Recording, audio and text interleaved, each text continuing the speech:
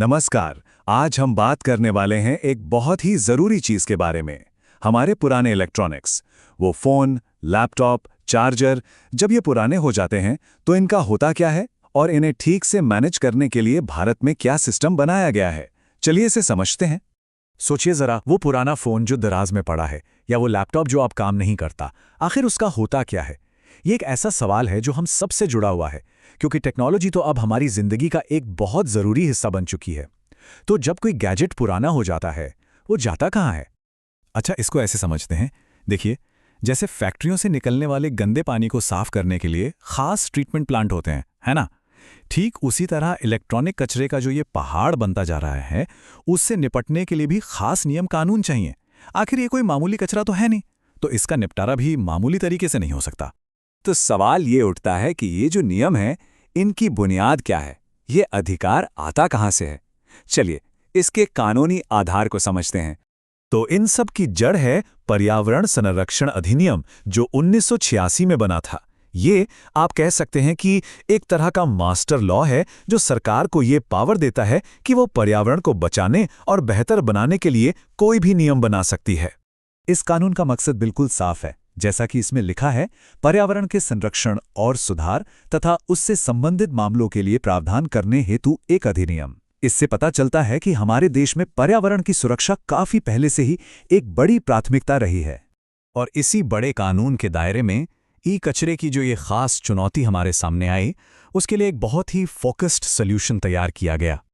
और वो सॉल्यूशन है ई कचरा प्रबंधन नियम 2016।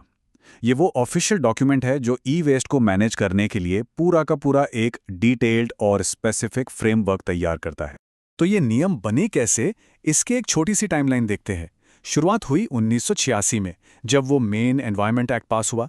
फिर कई साल बाद 2015 में ई वेस्ट नियमों का एक ड्राफ्ट पब्लिक के सामने रखा गया, उनकी राय जानने के लिए। और फिर सारे सुझावों को ध्यान में रखकर 2016 में फाइनल नियमों को नोटिफाई कर दिया गया। और 1 अक्टूबर 2016 से ये नए नियम पूरे देश में लागू हो गए।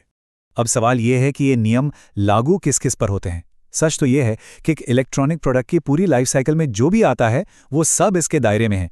मतलब मैन्युफैक्चरर, प्रोड्यूसर्स, हम और आप जैसे कंज्यूमर, कलेक्शन सेंटर, डीलर्स, ई रिटेलर, यहाँ तक कि जो इन्हें रिफर्बिश करते हैं यानी नया जैसा बनाते हैं, और जो इन्हें डिसमेंटल और रिसाइकिल करते हैं, वो सब। ये जिम्मेदारी की एक पूरी चेन है। तो ठीक है, ये पूरा सिस्टम आखिर काम कैसे करता है?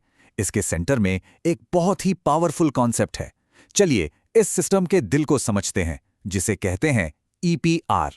ईपीआर यानी एक्सटेंडेड प्रोड्यूसर रिस्पॉन्सिबिलिटी, हिंदी में कहें तो विस्तारित निर्माता उत्तरदायित्व। इसका मतलब बहुत सीधा सा है। ये एक ऐसी पॉलिसी है जो कहती है कि जिस कंपनी ने कोई प्रोडक्ट बनाया है, उसकी जिम्मेदारी सिर्फ उसे बेचने तक नहीं है, बल्कि जब वो प्रोडक्ट अपनी उम्र पूरी कर ले, कचरा बन जाए, तो उसे सही तरीके से ठिकाने लगाने की जिम्मेदारी भी उसी कंपनी की है। अब ईपीआर को लागू करने के पीछे के मकसद क्या हैं? पहला, कचरा बनने से पहले ही उसे कम करना। दूसरा, देश में रिसाइकलिंग को बढ़ाना। तीसरा, एक सर्कुलर इकोनॉमी को प्रमोट करना। और चौथा, जो बहुत जरूरी है, कचरा मैनेज करने का जो बोझ और खर्चा सरकार पर आता था, उसे अब प्रोड्यूसर्स पर शिफ्ट करना। चलिए अब देखते हैं कि ये जो कॉन्सेप्ट है, ये असल में अलग अलग लोगों के लिए क्या जिम्मेदारियां लेकर आता है। ये एक तरह की साझा जिम्मेदारी है। यहां देखिए, सबका रोल कितना क्लियर है। जो प्रोड्यूसर है, उसकी जिम्मेदारी है ईपीआर प्लान बनाना और कलेक्शन टारगेट पूरे करना। जो कंज्यूमर है, उसका काम है ई वेस्ट को सिर्फ सही और ऑथराइज कलेक्टर तक पहुंचाना, कूड़ेदान में नहीं फेंकना।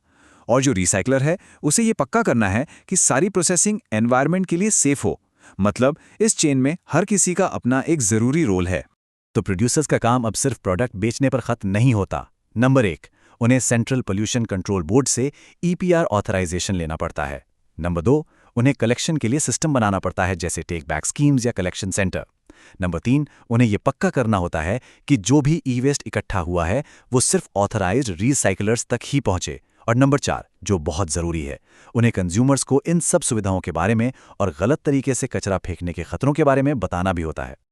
अब बात आती है हम लोगों की, यानी कंज्यूमर्स की। इस पूरे सिस्टम की कामयाबी में हमारा भी बहुत बड़ा हाथ है। सबसे पहला काम, ई वेस्ट को घर के बाकी कचरे के साथ कभी नहीं मिलाना, उसे अलग रखना है। दूसरा काम पता करना कि कंपनी का सबसे नज़दीकी कलेक्शन सेंटर या टेक बैक सर्विस कहाँ है। और तीसरा सबसे ज़रूरी काम ये पक्का करना कि हमारा ई कचरा सिर्फ सही और ऑथराइज लोगों तक ही पहुंचे, किसी भी कबाड़ी वाले को न दिया जाए। ये जो सब कुछ हो रहा है ये एक बहुत बड़े और नए आइडिया का हिस्सा है जिसे कहते हैं सर्कुलर इकोनॉमी, यानी कि चक्रीय अर्थव्यवस्था। इसका गोल बहुत सिंपल है।